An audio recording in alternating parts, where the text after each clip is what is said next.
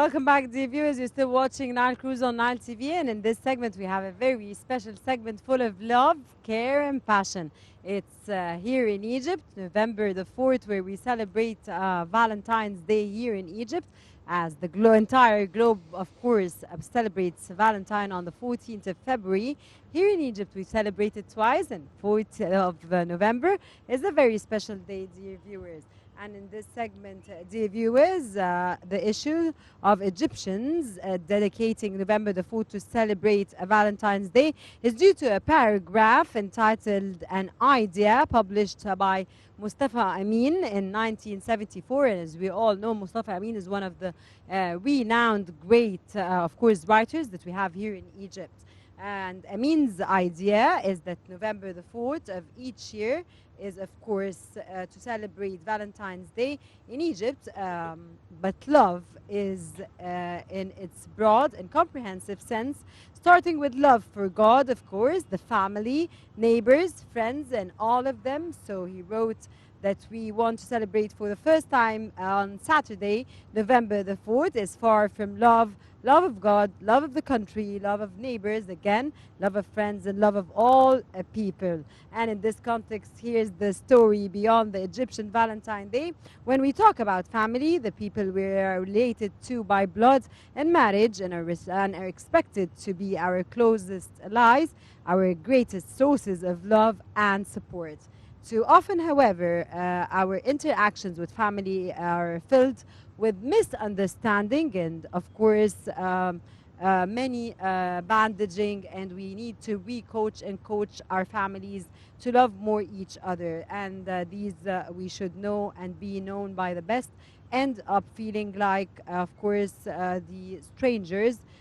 Family is where our first and strongest emotional memories are made, and that's where they keep appearing. And I was watching something a few days ago which said that from the year 1 and 5, you're all your character is where you get brought up through your family. And in this segment, dear viewers, we have with us to more about it. We are honored to host our distinguished guest, Rania Lelah, training manager, personal development expert, and emotional intelligence coach, to teach us the different ways to develop communication skills between the family members, which is a very important issue nowadays, because communication skills between family members have become less than you used to have in the past. Yeah. And it's a pleasure to have you with us today, Rania. Thank you. Yes, thank you very much for joining us, Rania. And as Rana said, communication is very important, especially nowadays. She said because, you know, it's less than it used to be, but actually because of the COVID-19, it's become, it had to increase. So a lot of family members discovered, wow, we have to communicate together. Yeah. We were not communicating as much. Now we are. So what are your advices when it comes to communication? And this is a multi direction communication, if I may say. I mean, it's between husband and wife, between father and kids, mother and kids, brothers and sisters, and so on. So the mic is yours. Okay. Anyway, there is a misconception that communication is about small talk or it's like a conversation, but it's deeper than that. It's called effective communication. That it is the deep understanding of how you deal with your partner, deep understanding of the intentions and emotions behind exchanging information. Communication is exchanging information, but effective communication is understanding the emotions and intentions behind those facts. So when people try to communicate, they just try to exchange information and talk in general. They don't listen to the other person. Like, deep listening is a skill number one you need to master if you really want to deliver your message effectively. There is something called communication process. It's including, sender and receiver, the channel of communication, some noises, whether internal and external. So when the sender delivers his message to the receiver, he presumes that his message is just delivered 100%. But it's not true, because the receiver receives the message according to his experiences, perspectives, according to his preferences, according to his experience in life. So he may get us wrong. That's why there are a lot of misunderstandings between people. And most of the people are complaining that nobody understands me, they all misunderstand me, they don't get me right, and all these things, because you don't deliver your message effectively. So it's not about you.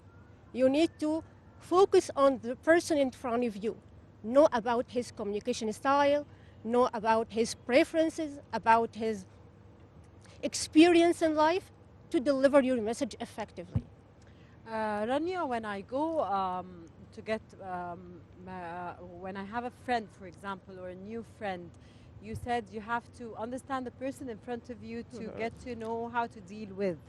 Am I supposed to be studying a person actually to get to know him first before knowing this person, not to get into problems or not to get misinterpreted, like you mentioned, and there's misconception, and there's a lot of other issues that leads to, for example, problems between the two parties or the two people.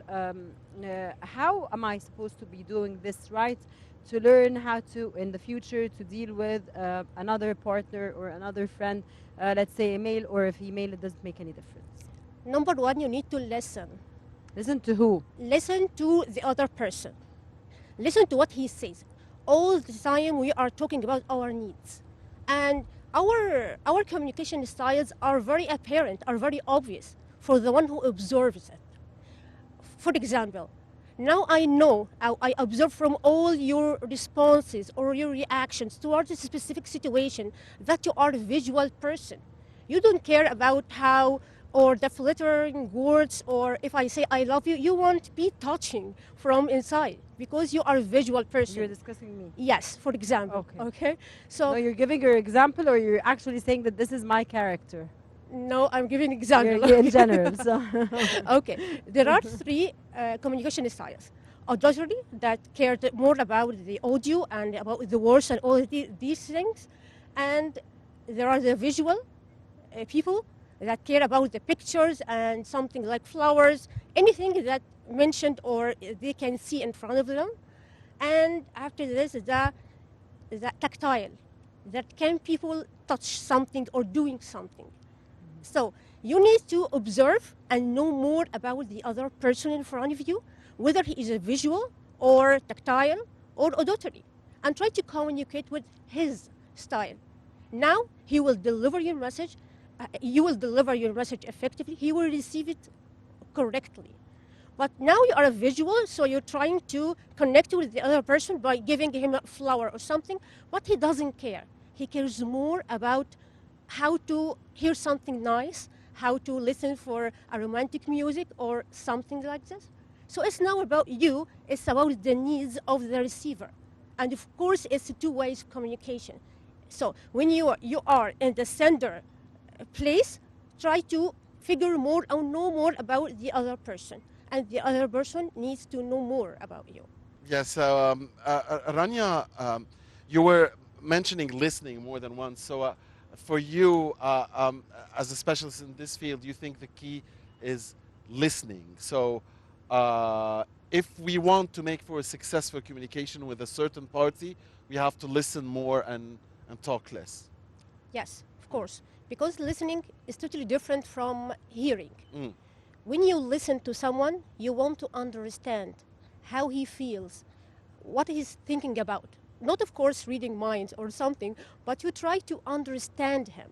You observe his non-verbal cues, like the body language or something. That's why you need to listen. Deep listening, active listening is crucial. Maybe it's the vital element in communication as well. Because communication is divided to two parts, verbal cues and non-verbal cues. Verbal cues, I mean here by the tone of your voice, asking questions to illustrate more or to gather more information about the person in front of you, and of course the deep listening. And nonverbal cues means here the body language. Because you may say something to me, but your body language says totally different thing. Mm. And for me, I will listen, I will believe your body language because it's more authentic and more honest. That's why if you want to improve your communication process, communication skills more and more, you need to match between the skills you have or the message you have, message you want to deliver, and your body language as well. Rania, this is because this is your own, what you're taught, what you teach. You're a coach, and this is your field. So you understand the body language of the person that's in front of you. But for a normal person like me, for example, my friends say that I'm a very bad listener, for example. How can you manage to understand the body language of a person that's in front of you when you're not well trained or you're not well educated about it? You are a coach and it's your job. For me, as a person, as a normal person, I'm a presenter. How do I figure out what the person in front of me wants if I'm not counting on my IQ? Okay, it's a very good question, by the way. Thank you so much. But you need to start by yourself. That's why emotional intelligence exists right now, and it's a very important skill. Because the first element of emotional intelligence to be self-aware, to know more about yourself, to have this quality time by yourself and think what I'm feeling like this way, how I'm communicating with each other, how I can communicating with people around me, and take some feedback from them. Am I just matching between my message right now and my body language? Am I now smiling to you? Am I now frowning to you? You need to figure out, like, enter a self-discovery process from the very beginning and know more about yourself. After you reach the point that now you know more about yourself, you know about body language, and you're improving this thing, and you now try to listen deeply to the other person. Maybe it's not very easy, but it's possible. And as you know, there's always a first time for everything in this world. Just make some efforts. It maybe comes from the second time, third time. Now you are listening deeply to the other person, and now you understand him correctly. After this, at the second point, you may go to the other person and try to figure out, like feeling empathy towards them. Like, now I know that you didn't mean what you said to me. Like, I hate you. I know that it is not from your deep heart because I listen to the emotions, not the words. There is a study have conducted by Albert Mahrabian. He just said that 55% of your message is depending on the body language. 55%. 7% for words, and 80% for tone of voice. Can you believe this? So when I said, I hate you, okay, I can see, I can listen to the words, but maybe your body language says something else. Okay, can I give you some examples, please? No, please do. Okay, if I say the word hey, just one word, I can express it now with multiple emotions. Hey, hey, hey. So just one word, and I can express it with body language with many other ways. That's what happened with human beings as well. I may say something to you, and you just being too aggressive to me. So what did I do? No, you were raising your voice, you were maybe like raising your voice, you were frowning, you didn't smile. So I wasn't recognizing myself. I wasn't self-aware. That is the problem that people face these days, that they don't know themselves, how to react in front of people. That's why, number one, you need to work more on yourself. After this, work on people. Rania, of course, when it comes to dealing with teenagers, things are different than when it comes to dealing with toddlers. It's different when it comes to dealing between, you know, a man and his wife. So let's start by toddlers or children or kids in general. Should we as parents, you know, drop to their level and play with them just as if we are kids ourselves, or should we talk to them as, you know, as if they were adults, and because usually they are much smarter than we think. So is there one way that is the best way, or is there such a thing? I mean, when it comes to communication with kids. There is no such a way or a specific way for communicating with kids, but we need to satisfy them with emotions first. So we need to do more and talk to them more and more and listen to them, listen to what they really need, to know about their communication style maybe, to know more about their ideas, to know more about all these things, because you need to know your child more than anything else, you know? What about teenagers? I'm sorry to interrupt, No. because we're running out of time. So when it comes to teenagers, any specific advice on those stubborn, Yes. tough guys and girls?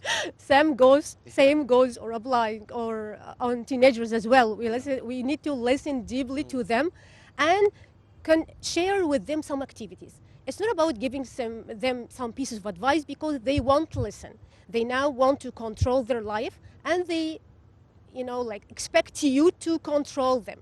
And to be honest, we want to do something like this to save them or to make them safe. Yes, protect them. But we need to improve our communication with our teenagers, to share some activities with them, to talk with them, have a conversation, but not very personal, but trying to, like, making a warm-up between each other, making this connection, because they need to be connected, and we are better than everybody else. Our dear guest, of course, Rania Lelah, training manager, personal development, and expert in emotional intelligence. We thank you, Coach. We thank you so much for joining us in You're today's welcome. episode of Thank Nile you. Cruise. Of course, your informative knowledge, Rania, added a lot to our episode. Hopefully, it adds a lot to our lives, and we are able to express what you said and do it on our experimentally in our real lives. I'll take your phone number because I need to talk to you a lot. Okay. Thank you so much for joining us Thank in you, today's Rania. episode It's been a of My pleasure. Nile Thank Cruise. you. Thank you. Your informative knowledge added to us a lot. Dear viewers, you. stay with us. We'll be back again.